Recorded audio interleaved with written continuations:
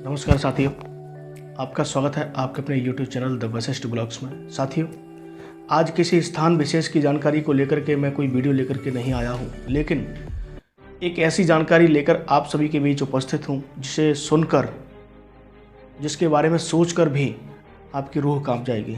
जी हाँ दोस्तों, आज मैं बात करने वाला हूँ 90 के दशक में कश्मीरी पंडितों पर हुए उस अत्याचार के बारे में, जो उस समय 90 के दशक में कश्मीरी पंडितों पर हुआ, जिसकी आप परिकल्पना भी नहीं कर सकते।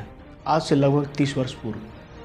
साथियों, आज से लगभग 30 वर्ष पहले जम्मू कश्मीर के पंडितों को वहाँ से भागना पड़ा। बहन बेटियों के साथ अत्याचार हुए, बलात्कार हुए, नृशंस हत्याएं करी गईं, उनकी ज़मीनों पर, उनके घर मकानों पर कब्जे किए गए, उनकी संपत्तियों को लूटा गया, उनकी महिलाओं को लूटा गया। जी हाँ दोस्तों, जम्मू कश्मीर में कुछ ऐसा ही हुआ था 1990 के दशक में। आप पिछले इतिहास पर अगर गौर करेंगे तो हम अपने ही देश में इतने प्रताड़ित हुए हैं, शायद ही हिंदू किसी और जगह प्रताड़ित हुआ हो। दोस्तों, 1990 का वह काला दिन आज भी हर उस हिंदू परिवार को, आज भी हर उस कश्मीरी पंडित को याद है जिनके साथ इस प्रकार की घटनाएं हुई, जिन्हें अपनी घर संपत्ति, अपना परिवार लेकर के वहां जान बचा करके भागना पड़ा। पूरी ज़िंदगी की उनकी कमाई हुई संपत्ति वहां छोड़ करके उनको भागना पड़ा।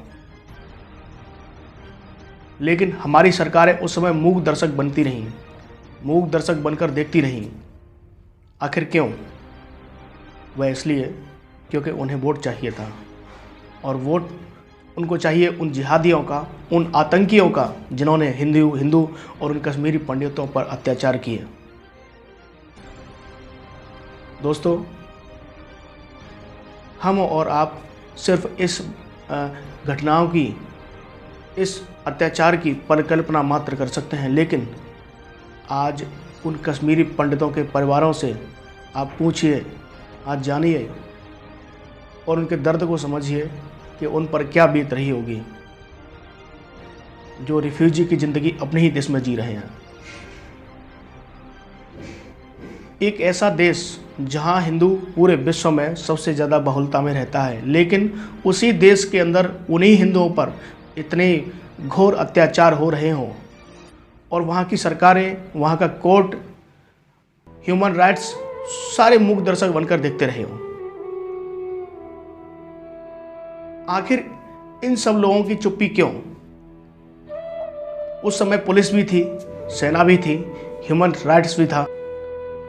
तो आप सभी से हाथ जोड़कर निवेदन करता हूं, अपने नज़दीकी सिनेमा घर में जाएं और द कश्मीर फाइल्स के नाम से जो विवेक अग्निहोत्री जी ने जो फिल्म बनाई है उसको देखें, और अपने घर परिवार को भी दिखाएं। बताएं अपने परिवार को, अपने देश को, पूरी दुनिया को कि किस प्रकार से हिंदू अपने ही देश में, अपने ही बहुसंख्यक इलाके में किस प्रकार से प्रताड़ित हुआ है, किस प्रकार से वो दंश हमने झेला है। साथियों, कहने के लिए मेरे पास ज़्यादा शब्द नहीं है, और शब्द इतने हैं कि मैं शायद वीडियो के माध्यम से आपको बता भी नहीं सकता हूँ।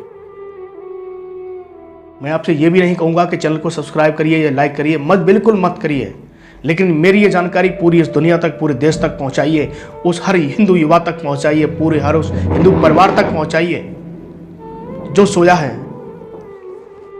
जाते जाते एक बात और कहना चाहूँगा साथियों, जिसका अब तक खून न खौला, खून नहीं वह पानी है, जो इस देश के काम ना आए वह बेकार जवानी है।